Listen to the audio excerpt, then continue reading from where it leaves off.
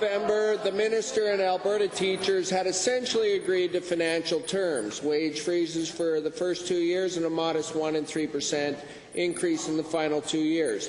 2 weeks ago, the minister made a lower offer. Now the minister directed school boards that any terms reached cannot include money previously offered. That means less money for teachers. I don't know, but if I was trying to get my neighbor's kid to mow my lawn and he rejected my offer of $20, I don't know why I'd go back 2 weeks later and offer $15. To the minister, maybe the minister can enlighten me on this unique technique to trying to reach a negotiated settlement. Honourable Minister.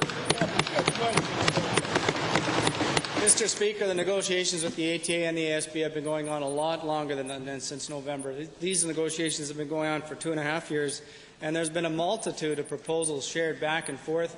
Obviously, the economic climate and other things have changed over the last 2.5 years, and there's many things that we had on the table in the last proposal 2 weeks ago that we did not have on the table in November. We pushed ourselves, we pushed the Alberta school boards as far as we possibly could go, and we're very uncomfortable, as a matter of fact, with that proposal, and I was very shocked and disappointed that the ATA turned it down. Honourable member. Well, given that you have threatened legislative settlements, sent emails directly to teachers, an affront to collective bargaining practice, and it actually may be offside Alberta's privacy laws, and you've brought up the divisive concept of merit pay, do you think these tactics have been helpful in reaching an agreement? Honourable Premier.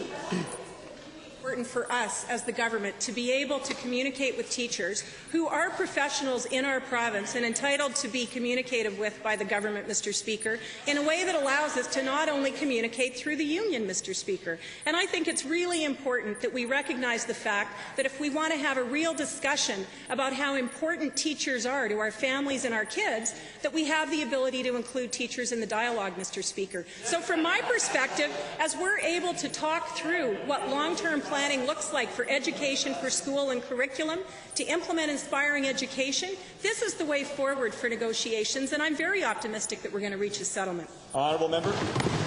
Well, my final question to the minister, if the Premier, if she wants, is that given your government has walked away from the promises of 3 years predictable sustainable funding, has walked away from the promise of full-day kindergarten, has walked away from the promise of reducing class sizes, is it any wonder that teachers cannot trust your government to sign any agreement where teacher workload is not included in the finalized agreement?